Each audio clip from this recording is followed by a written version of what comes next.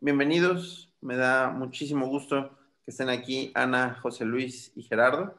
Gracias por haber aceptado la invitación a este segundo evento de las matemáticas en la industria, de matemáticas Bourbaki.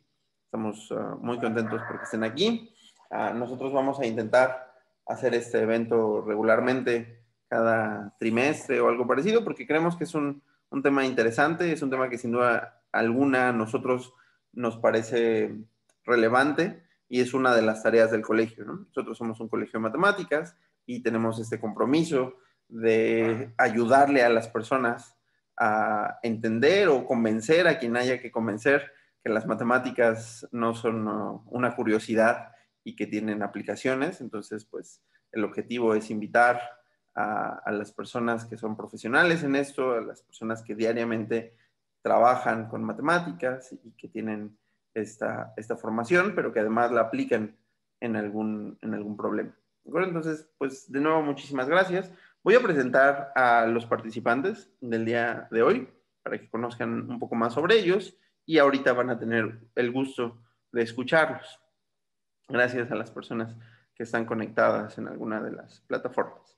Entonces, vamos a comenzar con Ana Gómez Lemenmeyer. Ella estudió matemáticas aplicadas en el ITAM, después hizo su doctorado en Stanford y ha trabajado como profesora en UCLA y científica de datos durante algunos años en Amazon. Actualmente es Senior Data Scientist and Managing Partner en Ravenna Consulting. Entonces, muchísimas gracias, Ana, por estar aquí y por haber aceptado la invitación. No, gracias a ustedes. También está con nosotros José Luis Molina Borboa. Él estudió matemáticas aplicadas en el ITAM, después su maestría en uno de los programas más prestigiosos de matemáticas financieras en École Polytechnique, el famoso DEA de Al-Karawi. Ha sido investigador en en el Banco de México, perdón, y desde hace algunos años trabaja en JP Morgan, donde actualmente es Vice President Quantitative Research. Muchísimas gracias, José Luis, por haber aceptado. Al contrario, gracias a ustedes. También está con nosotros Gerardo Hernández del Valle. Gerardo es ingeniero de profesión, estudió su maestría y doctorado en estadística en la Universidad de Columbia. Cuando terminó su posgrado, laboró como profesor en la misma universidad y consultor en Algorithm Trading Management, LLC. Ha sido también investigador del Banco de México, aunque según entiendo en distintos momentos que José Luis. Y actualmente es director de Asset Management en la casa de bolsa Actinver y es también el director del proyecto de Bourbaki Finanzas. Gracias, Gerardo, por estar acá. Gracias a ti, Alfonso. Pues entonces, si ustedes están de acuerdo para comenzar, tienen algunos minutos, si están de acuerdo con que sea breve su intervención en este momento, para decir una frase o un par de frases generales sobre las matemáticas en la industria. ¿Te parece bien, Ana, si tú comienzas? Claro. Son las bases fundamentales en todos los lugares que he trabajado. Por ejemplo, y principal para mí es optimización e inferencia estadística. Entonces, creo que son la base del desarrollo tecnológico de nuestra era. Muchas gracias, Ana. ¿Tú qué piensas, José Luis, sobre las matemáticas en la industria? Sí, de acuerdo con Ana, mientras que recientemente tal vez ha tenido un poco más de visibilidad, tal vez por moda o porque es un poco más corriente, digamos, pero sin duda alguna muchísimos avances en la industria en los últimos siglos, siglo y medio, han sido posibles por la aplicación directa de las matemáticas. Entonces, creo que no se puede subestimar su impacto. Gracias, José Luis. Y por último, Gerardo, algunas palabras que nos quieras decir. Ya hemos tenido la oportunidad de escuchar tus reflexiones sobre las matemáticas en finanzas, pero en un aspecto un poco más general, como ingeniero de profesión que eres, además de financiero, ¿qué nos dices de las matemáticas en la industria? Opino lo mismo que Ana y que José Luis, son fundamentales en prácticamente cualquier tema. Simplemente basta ver el avance de la industria aeroespacial en los últimos años, el avance en la física, en la física experimental, ver su avance en las finanzas. O sea, en general, todo tiene que ver con matemáticas. Es el lenguaje, ¿no? Excelente. Gracias, Gerardo. Ok, entonces les cuento un poco el formato. Yo voy a hacer 3 preguntas. A partir de ahí se va a abrir la discusión. Entonces el formato es libre, ustedes pueden interrumpirse, ustedes también pueden decir algo que hayan reflexionado o algo particular que quieran compartirnos sobre las preguntas que voy a hacer. Más o menos vamos a tener 15, 15 y 10 minutos y al final vamos a tener un poco de tiempo para preguntas. Si alguien por aquí o en YouTube tiene alguna pregunta. ¿Ok? Muy bien. Entonces, el tema de hoy es la experimentación en matemáticas. Durante la primera edición de las matemáticas en la industria, pudimos hablar sobre la incertidumbre. Uh-huh. Sin duda alguna, las personas que están aquí también son adecuadas y tienen mucha experiencia tratando del tema de la incertidumbre y cómo las matemáticas son fundamentales para entenderlo. Pero el día de hoy me permití escoger un tema distinto, que es la experimentación. Es un aspecto de las matemáticas que a mí en lo particular me parece muy emocionante. Y no sé qué piensen ustedes, a lo mejor es un poco contraintuitivo con lo que uno inicialmente tiene la preconcepción de qué son las matemáticas, ¿no? Como algo muy riguroso, algo que tomas un papel y lo que escribes en el papel es lo que vas a dejar. Y sin duda todos los matemáticos quisiéramos hacer eso, ¿no? Pero a muchos niveles, en matemáticas aplicadas, en matemáticas puras, la experimentación es muy importante, ¿no? Entonces yo quisiera traer a la mesa a un matemático muy famoso que se llama David Bailey. Él es un profesor retirado en Berkeley. Además es un entusiasta practicante de las matemáticas y de las matemáticas financieras, perdón, y a la gente en la audiencia le recomiendo en particular el artículo Exploratory Experimentation and Computation. Creo que es un artículo que es muy bonito en el que él habla sobre cómo tanto en la teoría de números como en la combinatoria, actualmente, que son 2 áreas razonablemente puristas, si se puede decir la palabra, se hace mucha experimentación.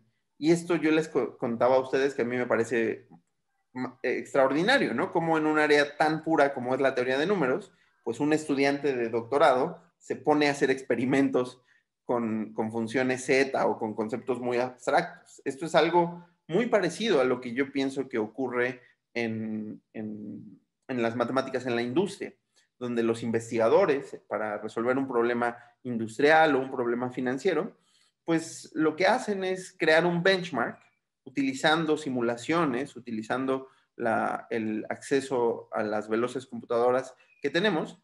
Y yo pienso que más allá del método científico clásico, en donde tenemos una hipótesis y la intentamos refutar, creo que ese cambio que hay en las matemáticas puras respecto a la investigación también ocurre, y es uno de los cambios fundamentales, en las matemáticas industriales, donde podemos hacer experimentos mucho más poderosos.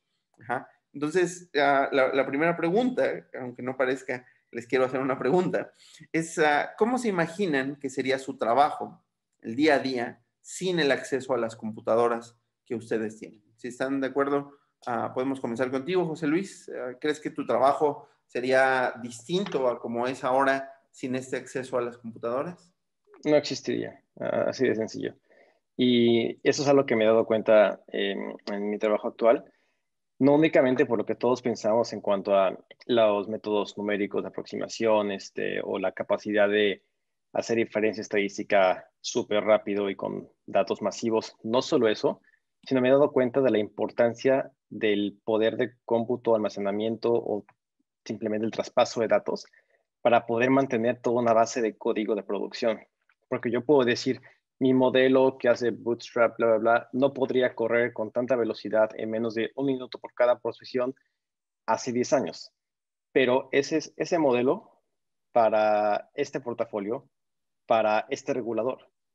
Tenemos muchísimos diferentes, unos son de riesgos, unos son de pricing, unos son de capital y todos tienen que correr en 24 horas en algún punto y es una chamba de administración. Hay recursos finitos, lo que es el cómputo y también el espacio para almacenarlo.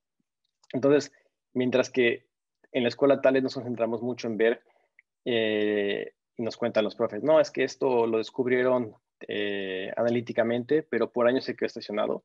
Hasta que alguien llegó en los 80s y construyó una máquina neuronal que ocupaba un cuarto entero, que está aquí en un museo, por cierto. Y ya pudimos empezar a sacar resultados numéricos y avanzó la ciencia. Ok, qué padre, pero ¿cómo se pone esto en producción? Porque a fin de cuentas en la industria la producción es lo que importa. La producción de un número, de una inferencia diaria, de algo que va a ser sustento para una decisión. Entonces me he dado cuenta cómo hay que hacer una buena chamba de, pues, intentar forcejear por, no, yo quiero tal espacio en disco, yo quiero tanto espacio de cómputo, porque esto tiene que tener prioridad de esto, y si falla X tiene que haber el backup de Y porque este número no se puede no producir. Entonces he cambiado mucho de verlo solamente del cómputo para facilitar el cálculo de un número o un algoritmo para poder resolver un problema, a lo que es la infraestructura y el avance en el manejo de datos y en cómo se puede distribuir el cálculo para que la producción simplemente pueda existir. Pues yo creo que van de la mano, pero ese es un aspecto que he descubierto en ese trabajo. Y bueno, ahorita solo estoy en un banco en finanzas, pero he entendido que gente que brinca de esas cosas a cosas más de tecnología, su chamba como matemáticos en esa área va más a administrar justamente eso, dado que tengo cierto tiempo de cómputo, tengo ciertas restricciones, ¿cómo puedo hacerle para que día a día lo que tengo que producir pueda ser producido? Yo creo que es un área que uno lo aprende a patadas en el trabajo, como si qué padre los algoritmos y qué padre las redes, lo que sea, pero ok, ¿quién lo va a poder producir? ¿Quién lo va a poder pagar? ¿Lo va a aguantar la infraestructura? ¿A quién vas a quitarle espacio? Entonces, es una parte que no había considerado y sí me puso a pensar bastante, a reflexionar sobre ello el artículo. Excelente. Muchas gracias, José Luis. Ana, yo tengo un poco de curiosidad sobre tu respuesta porque José Luis y Gerardo tienen un poco más cercanía al mundo de las finanzas, donde sin duda alguna la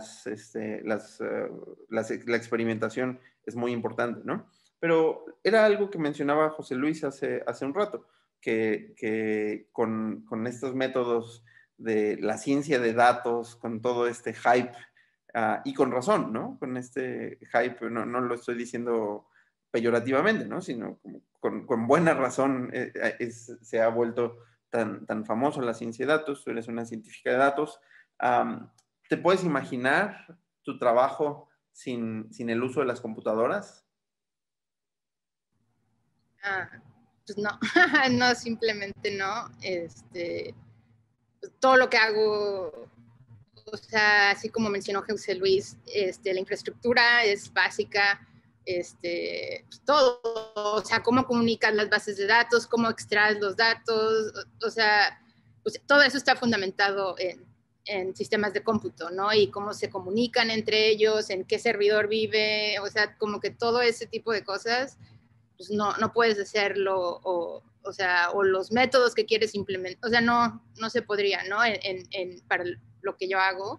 Pero algo que quisiera resaltar, o sea, por ejemplo, me recuerdo cuando estaba estudiando había como que eso de, no, es que no es tan puro y que, no, imagino que ya cambió, no sé, pero, o sea, yo como lo veo, no son opuestos, ¿no? Por ejemplo, ha habido problemas nuevos que surgen, o sea, no son solo el que hay la tecnología, son los datos. Ahora hay muchísima más información que gracias a la tecnología se puede almacenar, pero entonces, si quieres ver, no sé, comparar dos medias, ¿no? Y ver si son estadísticamente diferentes, ¿no? Estadísticamente diferentes.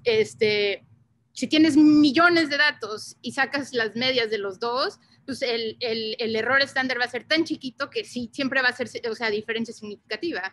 Pero entonces necesitas pensar nuevas metodologías, ¿no? Entonces, creo que las computadoras no son como un contrincante, sino es como alguien con quien trabajas y crea nuevos problemas, ¿no? También como lo que menciona José Luis, pues tienes tantos datos que tienes que ser eficiente en tus métodos.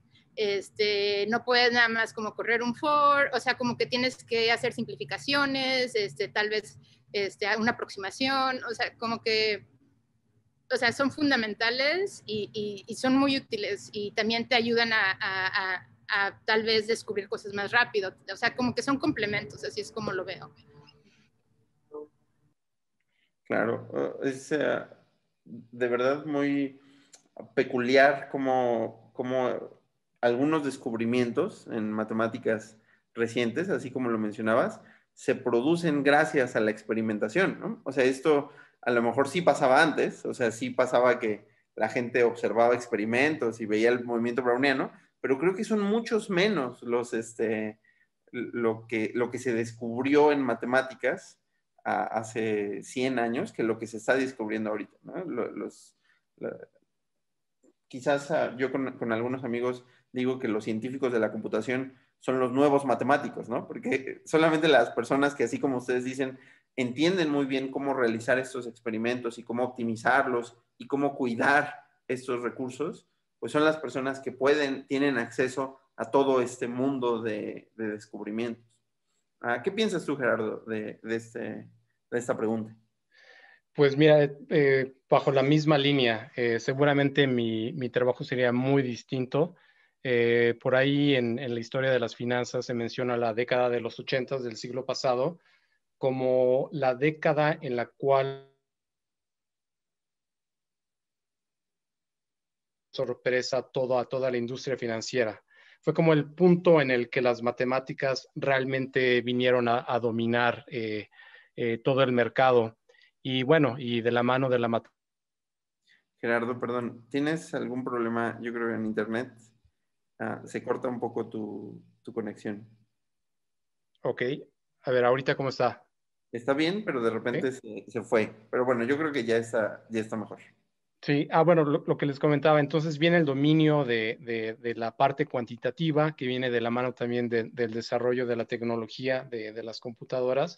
Y hoy en día es muy visible, el 70% o el 80% de las operaciones de transacciones de compraventa de activos financieros, pues es algorítmico. Necesitas una computadora. Otro ejemplo muy claro, hay un problema que se llama latencia que físicamente que de hecho tiene que ver con la distancia física que existe entre la persona que está generando la operación y el lugar o el mercado en el cual se está operando dicho producto. Entonces, para que te des una cuenta para que te des una idea de lo importante que es el problema de la computación y de los algoritmos y de las matemáticas hoy en día. Entonces, súper relevante. ¿Qué sería diferente? Pues todo sería diferente definitivamente. Yo recuerdo haber visto justamente en la maestría donde estudió José Luis, hay una materia que se llama High Frequency Trading, ¿no? José Luis, no sé si me equivoco, que Sí, hablas sí, justamente sobre este problema, ¿no? sí, la tomé y me sobrepasó un poco, honestamente, y tanto así que no me acabé dedicando a eso, pero mis compañeros, los más picos que acabaron en eso, le tiran más al lado computólogo, es Sí, cierto. sí. Incluso telecomunicaciones, algunos. Ya se ponen para comparar tal tecnología de fibra con no sé cuál otra, cosas ya mucho más. Específicas. Sí, sí, completamente. ¿Tú crees, Gerardo, que en algunos años los programas de matemáticas financieras todos van a contener una materia que se llame High Frequency Trading, como esta es la que hablemos? Pues es importante. De hecho, o sea, es muy relevante la frecuencia en la cual observas los datos y en la cual puedes tú operar. No es lo mismo operar un activo que es muy poco líquido a uno que es muy líquido. Entonces, el problema de latencia, pues es importante cuando tienes activos que son muy líquidos, ¿no? Si estás hablando de un bono corporativo, pues seguramente no es significativo. Entonces, podría ser interesante, de hecho creo que es muy interesante y quizás, Alfonso, quizás eventualmente sea parte del currículum de todos los programas. Sí. Excelente. Bueno, si ustedes están de acuerdo, a menos que alguien quisiera agregar algo, vamos a pasar a la segunda pregunta. La segunda pregunta que planteé, o que planteo, me gustaría que hicieran el ejercicio de imaginar cuál es su resultado favorito. Estoy pensando en un algoritmo, estoy pensando en un teorema, en una fórmula. Cuando digo su resultado favorito, lo abro bastante a muchos aspectos diferentes, ¿no? Y la verdad no sé qué voy a escuchar. Estoy ansioso por escuchar las respuestas, pero me gustaría que ustedes hicieran el ejercicio de imaginarse si este resultado se hubiera descubierto mucho antes de lo que ya se descubrió. ¿Les parece bien si empezamos esta vez con Ana?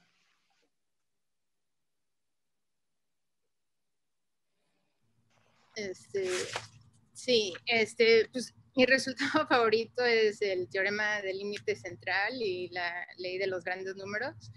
Y ese se empezó como en una forma menos general, como en los 1700, ¿no? Y no se terminó de probar sino hasta como en 1900. Y hubiera sucedido más pronto, pues me imagino que sí, puedes hacer todas estas simulaciones, puedes ver, simular las variables aleatorias y puedes ver, o sea, cuando di clase, bueno, no fue clase, sino fui asistente de un profesor y tenía, o sea, ya había como laboratorios y eso es como algo que enseñaba. Y pues tú puedes hacer como los experimentos y luego ves que convergen, ¿no? Entonces, si pudieras ver ese tipo de cosas, lo puedes ver rapidísimo. Mi duda sería si hubiera habido interés, ¿no? Si hubiera habido como el interés de hacer eso si tienes la computadora. Entonces, como que siento que no sé, o sea, sí, pero pues tal vez no te la hubieras preguntado, no hubieras hecho una aproximación, no hubieras hecho todo eso, pues porque lo puedes hacer así. Entonces, como que hasta que tal vez te topas en que ya no se puede hacer, o sea, no sé, o sea, sí hubiera sucedido antes, no, pero no sé si esa pregunta fuera la que se hubiera preguntado.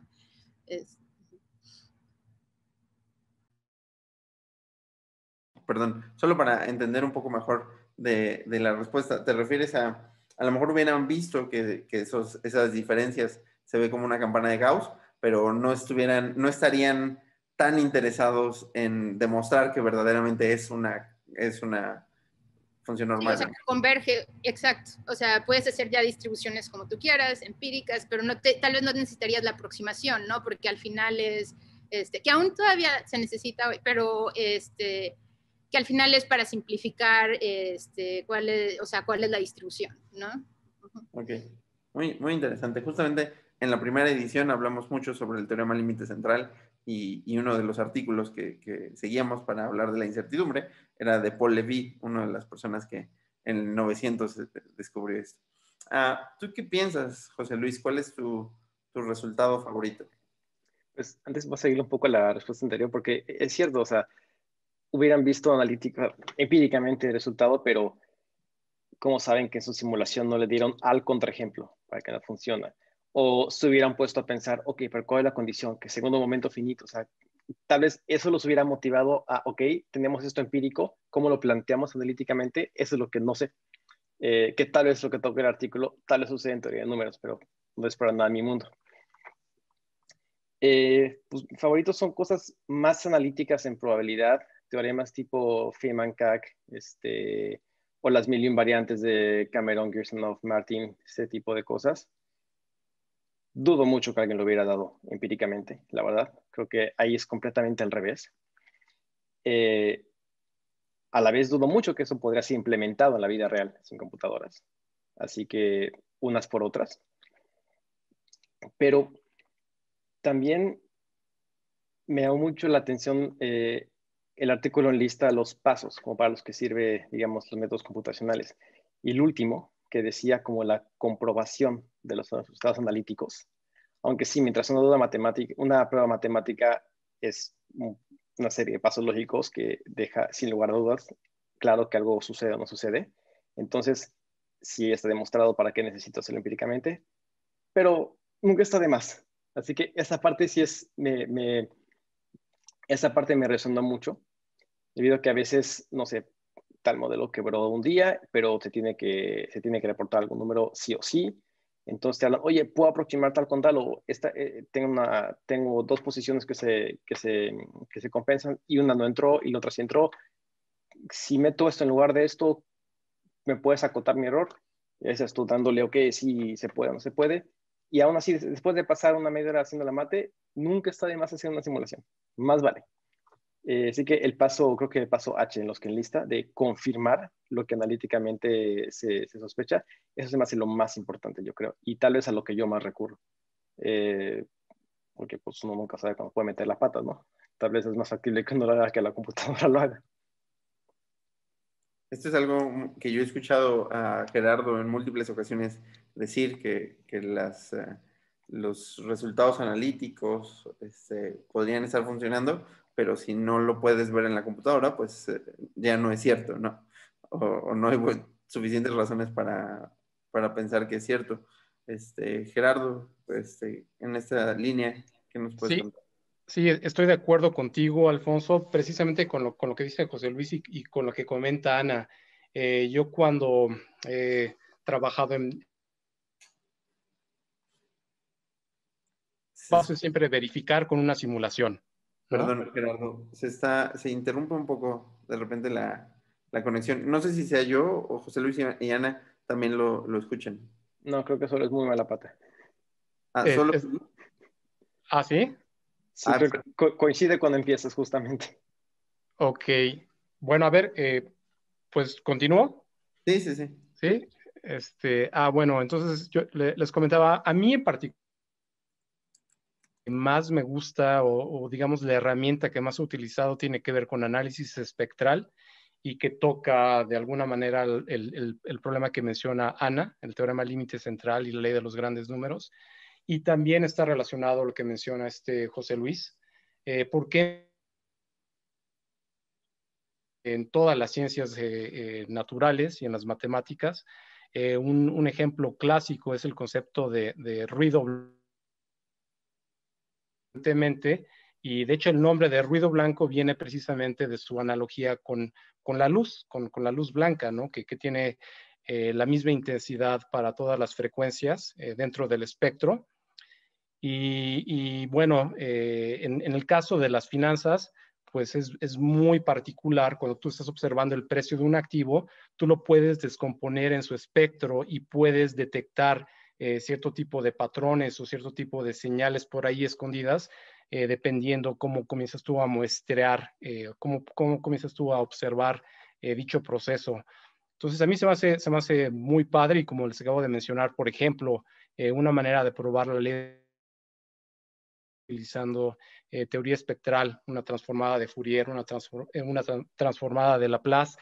Y también en lo que mencionaba ahí José Luis, por ejemplo, el teorema radónico de cambios de medida, pues está muy relacionado precisamente a lo que mencionaba José Luis. Entonces, a mí me ha servido tanto de manera profesional para mi investigación y todos los días de una u otra manera utilizo algo de análisis espectral. Entonces, diría que es mi área favorita en este momento.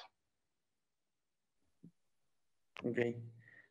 Entonces, teorema límite central, Feynman-Cach y descomposición espectral. Sin duda, es algo que le recomiendo a la gente que está escuchando esta conversación, que le dé una buena leída porque pueden aprender muchas cosas a distintos niveles de dificultad, sin duda alguna. Ahorita que estaban platicando sobre esto, me vino a la mente un resultado de uno de esos famosos 7 problemas del milenio, la conjetura de Birch-Swinnerton-Dyer.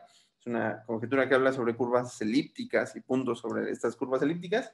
Y justamente hace poco estaba leyendo que sobre esta conjetura nació con los experimentos computacionales de Birch y Swinnerton, que son los dos matemáticos ingleses que la formularon, y ellos estaban haciendo muchos experimentos. De hecho, hay una entrevista que le hacen a Birch en donde dice que no estaba muy seguro de hacia dónde estaban yendo sus experimentos. Quería seguir utilizando su computadora y de repente empezó a ver estos patrones en los números. Y bueno, es un buen ejemplo, ¿no? De algo que sea uno de los problemas más importantes en teoría de números, que se haya simplemente formulado utilizando todos estos experimentos, ¿no? Me parece que es interesante. Después me gustaría platicar un poco más contigo, José Luis, sobre por qué piensas que no se hubiera podido descubrir este resultado de manera empírica. ¿Nos podría decir solamente una palabra para que yo me quite de la curiosidad? Estoy pensando. Perdón por hacer preguntas No, fuera gracias. fuera de Es bueno hacer girar la rueda de vez en cuando. Yo creo que alguien tendrá que haber estado muy, muy ocioso para caer con esto y decir, mira, creo que aquí pasa algo. Creo que es gente que había dedicado sus carreras y sus vidas enteras a resultados analíticos muy densos y simplemente por eso yo creo que tienen una intuición detrás de lo que debe pasar y qué solución debe matchar con qué otra solución para decir, hay un puente que no estamos viendo. Uh-huh. Y además, dado que, bueno, Feynman que es un puente muy grande entre análisis funcional y teoría de probabilidad, tendría que haber sido alguien que es experto en ambas de manera pues, muy teórica, y creo que eso solo se puede siendo un matemático de aquellos grandes. Ok, bueno, muchas gracias, José Luis. Luego platicamos Sí, más sobre este tema. Para terminar, la pregunta que yo les quería hacer es un poco más relacionada con el mundo pues, industrial, con los trabajos en los que nosotros participamos. En la charla pasada surgió un tema que a mí me parece muy, muy relevante, que es cómo las matemáticas son de alguna manera una soft skill. ¿A qué me refiero con esto? ¿No? O sea, las matemáticas, pues todo el mundo lo pensaría como lo contrario, ¿no? Como lo técnico, como algo no tan, no tan soft como ser bueno explicándote o algo parecido, pero la idea venía de cómo es importante saber transmitirle a las personas de manera clara una idea, ¿no? Esto es algo que los matemáticos nos los enseñan desde muy pronto, ¿no? Yo no estoy diciendo que todos los matemáticos lo logremos, ¿no? Hay personas como yo en las que algunas veces no soy lo suficientemente bueno compartiendo un resultado, pero creo que es algo que a todos los matemáticos nos enseñan, que debemos de ser muy cuidadosos en los pasos lógicos que hacemos, ¿no? Y eso es lo bonito algunas veces de platicar entre matemáticos, ¿no? Que siento que hay una completa franqueza cuando estamos exponiendo un argumento y se nota mucho cuando un argumento flaquea, ¿no? O sea, es difícil engañarnos entre nosotros cuando verdaderamente estamos dando un argumento pues sólido y lógico. Y entonces la idea de matemáticas como soft skill estaba relacionada con que cuando nosotros nos comunicamos con otra persona que a lo mejor no tiene esta formación matemática, pues nosotros nos aprovechamos de este entrenamiento que tenemos para tratar de simplificar nuestras explicaciones sin ser burdos, es decir, sin perder la esencia. O sea, seguir diciendo la verdad, seguir diciendo lo que queremos decir, pero a lo mejor extraer solamente la parte más abstracta de esta idea. Uh-huh. Entonces, relacionado con esta pregunta, con esta idea que surgió en la charla pasada, a mí me vino a la mente, ahora que estamos hablando de matemáticas experimentales, pues, ¿qué es más difícil de transmitir? Si estamos usando la fórmula de Black-Scholes y estamos hablando con una persona que no conoce Black-Scholes, si uno le dice, estoy usando Black-Scholes, pues quizás no ayuda en nada, ¿no? O sea, podría ayudar, ¿no? Pero por otras razones diferentes. Pero si uno le dice, estoy haciendo matemáticas experimentales, es decir, estoy haciendo simulaciones y quiero entender un poco mejor los patrones, yo creo que estas son dos ideas difíciles de transmitirle a las personas no educadas matemáticamente hablando, ¿no? Entonces mi pregunta es, ¿cuál de estas dos actividades es más difícil? ¿Transmitir resultados matemáticos muy puristas o muy ya sólidos que se basan en una teoría, o transmitir que solamente estamos haciendo experimentos a ver qué pasa? ¿Te parece bien, Gerardo, si esta vez comienzas tú? Claro, Alfonso, pues digo, transmitir siempre es complicado Y yo creo que para mí la primera pregunta es ¿quién es mi auditorio? Si le voy a hablar a un matemático, sé que puedo utilizar un lenguaje muy general, en donde las definiciones y el argumento es lo importante. Si le estoy intentando explicar lo mismo a una persona que quizás no tiene esa misma formación, entonces creo que la idea es lo más importante. Entonces tengo que transmitirlo de una manera pues que sea comprensible. Te voy a dar un ejemplo muy claro. Cuando yo quiero intentar explicar qué es, por ejemplo, la fórmula de Black-Scholes, puedo hacerlo de la manera más abstracta posible. ¿Sí? Suponga usted que tiene un derivado financiero, que tiene una función de pago tal, usted toma el valor esperado descontado de dicho objeto y obtiene el precio de Black-Scholes. Pero eso seguramente para otro tipo de persona con otra formación, pues no quiere decir absolutamente nada. Entonces, contestando tu pregunta, transmitir nuevamente es complicado en general. Un resultado matemático a una persona que no entiende su aplicación, pues quizás se dificulta más. Entonces, para mí lo primordial es entender mi auditorio, qué es lo que le quiero transmitir a esa persona o ese auditorio en particular, y ya basado en eso, pues pienso en una estrategia de cómo llevar a cabo eso, ¿no? De cómo llevar mi argumento o mi clase o lo que sea. Entonces, esa es la manera como lógica en la que yo pienso cuando quiero transmitir algo. Sí. Muchas gracias, Gerardo. José Luis, para ti, ¿qué es más difícil transmitirle a las personas cuando el auditorio no es precisamente de matemáticos? No, el resultado matemático, definitivamente. Y hay niveles, porque no solamente es no intentar hablar muchas matemáticas abstractas y transmitir la idea, sino a veces esa idea hay que reempaquetarla dentro del ejemplo que la persona tiene en mente. Entonces solamente decir, ok, no voy a meter en hipótesis ni teoremas, voy a decirle, simulé tal y tal y vi qué tal, y siempre voy a decir, ¿y eso qué significa para mí? Entonces tienes que ir un paso adelante y pensar, ok, esta persona de este problema le interesa saber si el hecho de meter esto y no esto va a hacer que este número explote. Entonces hay que ser mucho más concretos, porque también siento que confían un poco de más los que hacemos mate, como que sí dan un poco más el beneficio de la duda. Y a veces simplemente siento que quieren escuchar la respuesta que quieren escuchar de nosotros. Entonces hay que ser muy claros en, ok, sí, pero para los fines que a esta persona le interesa, ¿qué implica lo que le quiero decir? Y lo más difícil yo creo es entiende el por qué, sin tener que aventarle las hipótesis y lo que hay detrás y qué teorema lo sustenta, sino, en este caso financiero, financieramente esta persona tiene la intuición de por qué esto debe suceder o no.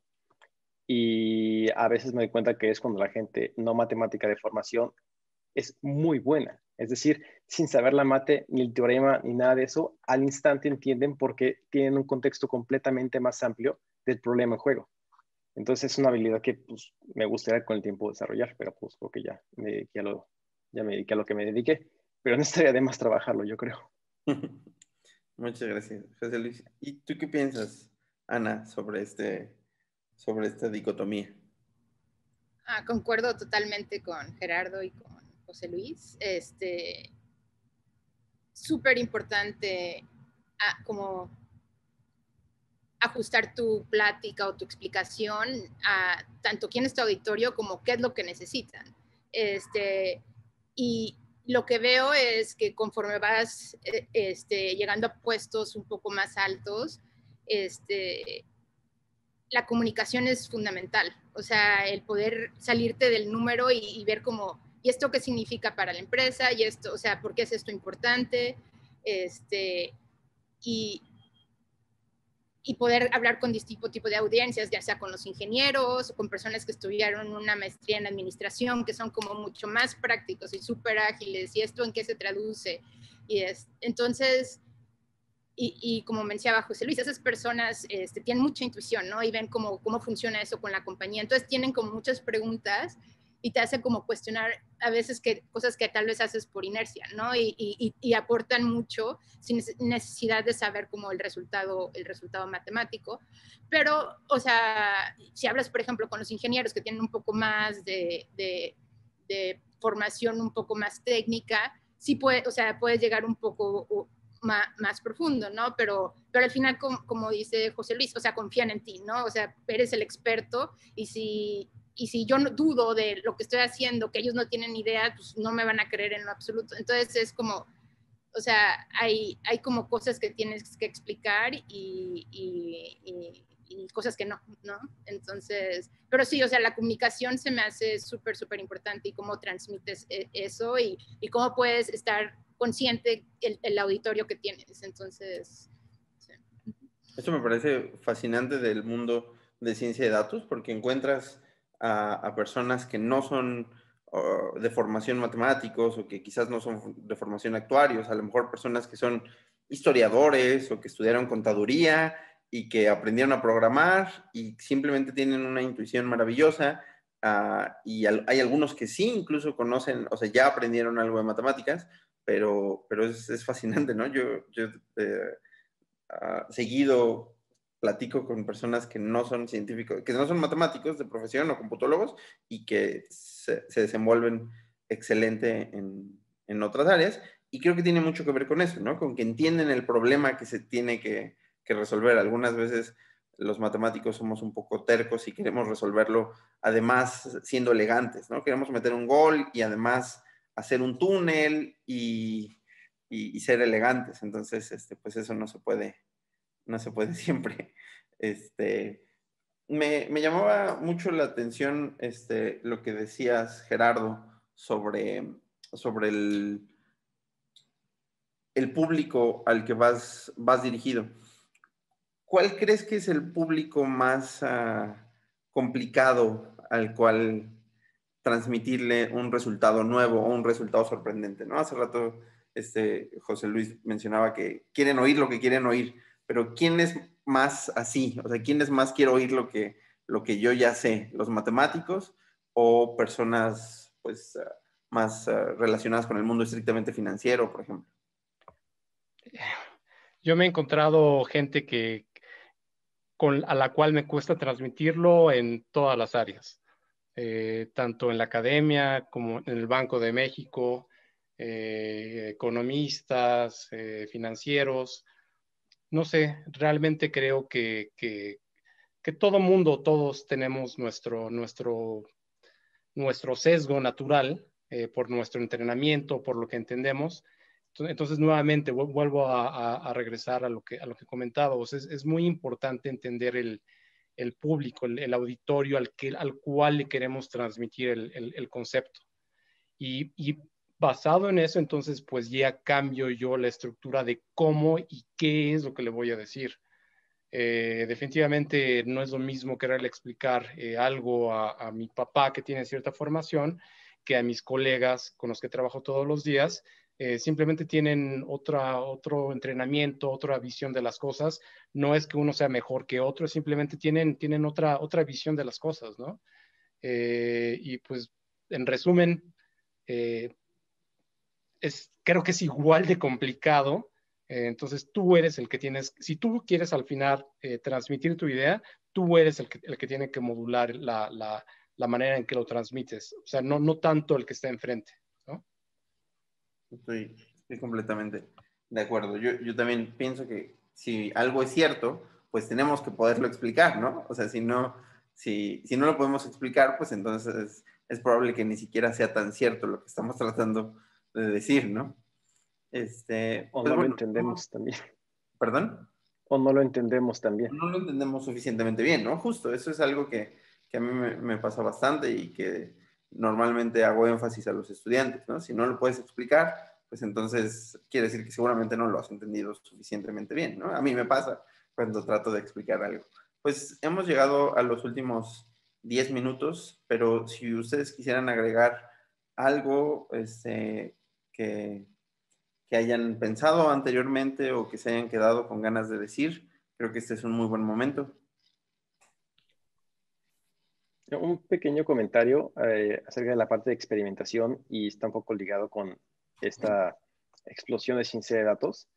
Yo esperaba aplicar más en el día a día, como que lo que al final se ponga en producción sea ciencia de datos o métodos de machine learning, solo que a veces, dado que se requiere tener algo que tenga un poder más explicativo, un poco más clásico, para que lo entiendan todos o para que el regulador lo audite, a veces no se puede, pero no había entendido que aún así es aplicable para poder apuntar esos métodos no machine learning hacia mejores lugares. Por ejemplo, tal vez hay cierta función de pricing que localmente se aproxima con Taylor, algo sencillo, pero estoy en el origen, ¿no? Entonces, entre más me alejo, pues peor es mi aproximación. Pero tal vez puedo hacer clustering en el dominio según los datos que tenga y eso me puede dar nuevos centroides a partir de los cuales de cada uno hago una nueva aproximación. Entonces, en lugar de tener una aproximación suave a toda la función, puedo tener una discreta en puntos que encontré por un algoritmo de clustering, pero mi aproximación final va a seguir siendo una expansión de Taylor. Entonces, es el mismo método que llamamos sensitividades, no sé cómo se dice, pero bueno, que es el mismo método que es muy intuitivamente comprensible, pero lo que está detrás no lo es. O los factores que puedo usar para explicar cierto movimiento de activos. Tal es un modelo clásico de factores que aprendemos en cuarto semestre de la carrera, pero la elección de esos factores, tal vez ahí sí hubo bastante maquinaria de machine learning detrás. Entonces, aunque el producto final no sea puramente uno de esos nuevos modelos de machine learning, tal es lo que hay detrás de hacia dónde, o sea, son muy útiles para orientar lo más sencillo, cómo se puede mejorar. Eso es algo que yo no me esperaba que fuera así en la industria. Sí, me parece muy interesante y estoy completamente de acuerdo contigo, ¿no? Incluso algunas veces para hacer un benchmark es útil un modelo que no vas a poder utilizar en la práctica, ¿no? Porque a lo mejor justo un regulador no te lo va a permitir, ¿no? Saber hasta qué precisión puedes llegar con un modelo exageradamente sofisticado. Sí, me parece muy interesante. ¿Algo más, Ana o Gerardo, que se les haya quedado en su mente?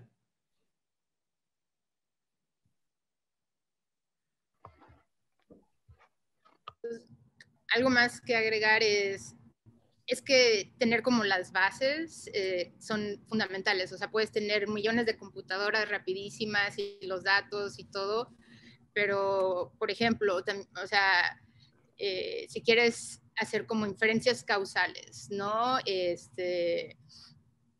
Y tienes todos los precios y todas las cantidades que vendiste y quieres decir cuál es lo que pasa si cambio el precio, no te va a servir de nada porque el modelo está mal especificado. O si quieres hacer inferencia. O sea, es muy importante tener las bases bien porque aunque tengas las computadoras más rápidas o lo que sea,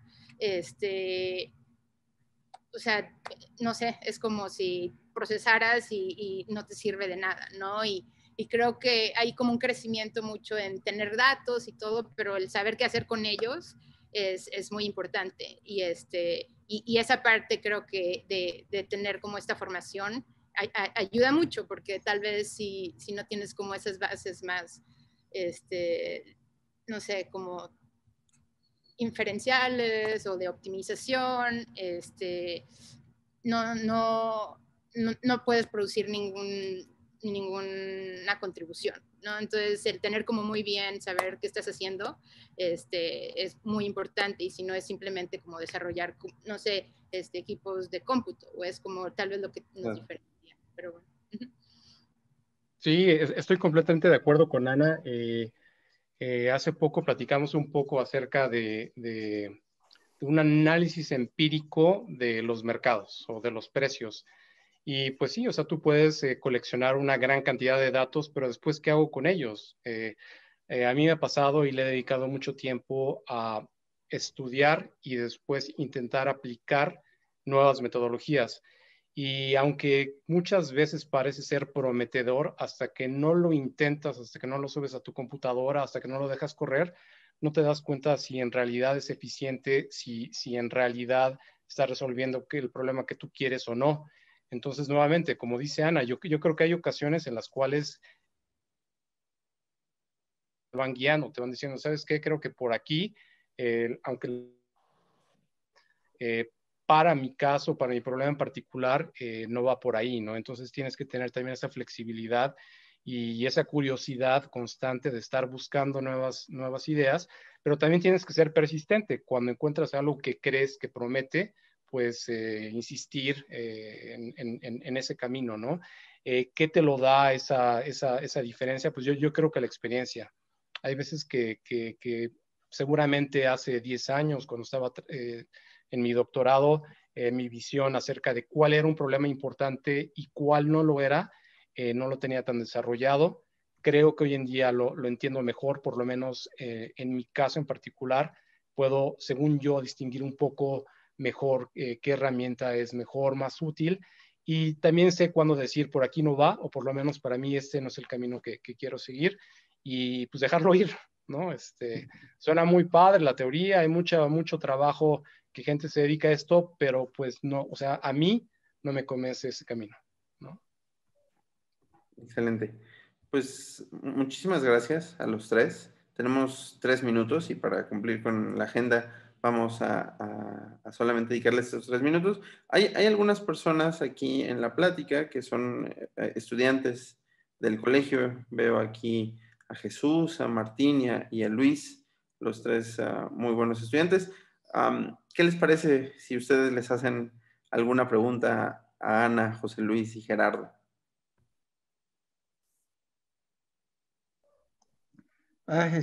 Buenas tardes, Martín Godoy aquí. Ahora sí, voy a. Necesitan tener cuidado porque Martín hace preguntas muy difíciles, entonces. No, para nada.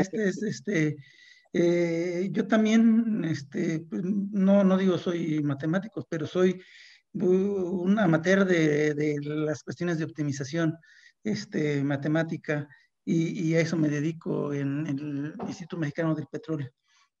Y mi idea, mi pregunta va más dirigida a Ana, que la he escuchado, que está más orientada a esa área que pues, conozco un poquito más, ¿no? Y cómo generar, generar la confianza para hacer proyectos, para proponer proyectos, digamos, que son técnicos y que están basados pues en cuestiones matemáticas, ¿no? Luego piensan que es como muy nebulosa la cuestión matemática y como que quisieran soluciones más, como más directas, no sé exactamente cómo pensar, cómo decirlo, pero cómo promover pues el uso de, digamos, matemáticas complejas, entre comillas, complejas para los que somos ingenieros, ¿no? Y cómo hacerlas avanzar, ¿no? En nuestro trabajo.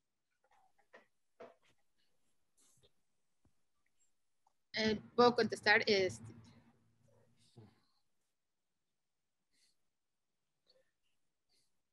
Creo que se fue Ana. Vamos a esperarla, pero no sé si José Luis y Gerardo quisieran contestar en lo que llega Ana.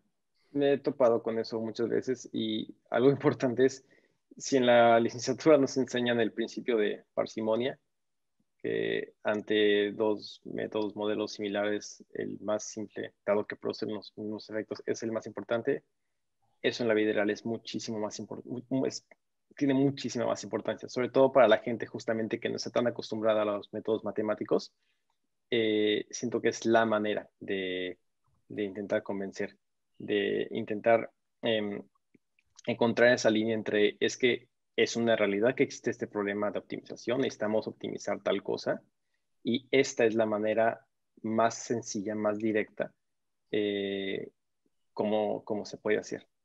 Y eso es lo que es más delicado, que la verdad siento que todavía tengo muchísimo que aprender en esto, es intentar encontrar los paralelos al explicar entre los pasos que sigue el problema matemático que estamos respondiendo y las expectativas de resolución de la gente que lleve sus proyectos, cómo eso se empata, y estar muy atentos a cuando estamos haciendo cualquier cosa que va más allá de lo necesario, justamente como decía Alfonso, por querer meter un túnel o lo que sea. Entonces siento que hay que aguantarse mucho las ganas de eso y ser bastante más pragmáticos. La famosa navaja de Ockham para solucionar problemas. Gracias, muchas gracias. José Yo, Luis. de hecho, rápido, también comentando un poco lo que dice José Luis, yo creo que todos nos hemos enfrentado a eso. Todavía yo hoy en día me enfrento a ese problema y yo creo que para mí lo que me ha funcionado es explicarles con ejemplos el por qué es útil, por qué es necesario y enseñarles, mira, por ejemplo, tal persona en tal año hizo esto y se dio cuenta que aplicando esto podría llegar a tal solución. Seguramente te van a preguntar, oye, pero lo que me estás diciendo ya es un hecho, es algo comprobado. Muy probablemente si es un proceso, pues no estás completamente seguro de que vas a llegar a la solución que tú quieres, pero más bien proponerlo. Mira, a ver, esto se hizo con este tipo de resultado. Creo que si nosotros seguimos esta línea, podemos llegar a algún tipo de solución. Entonces, yo creo que esa es la mejor manera. O sea, plantear el problema bien, explicar por qué puede ser útil, en dónde se ha utilizado y cuál va a ser el camino que vas a seguir. Esa es la estrategia que yo sigo y pues bueno, muchas veces me dicen sí, adelante, muchas veces me dicen no, no me interesa, ¿no? Pero bueno, te tienes que enfrentar con eso. Gracias, Gerardo. Ana, ibas a comentar la pregunta, pero te desconectaste. Ya estás por acá, ¿verdad?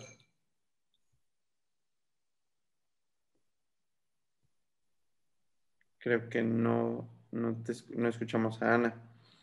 Y desaparece. Sí. Bueno, ¿me escuchan?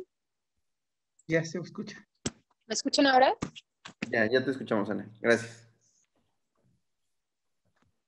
¿Me escuchan? Sí, Bueno, sí, Ana, aquí estamos.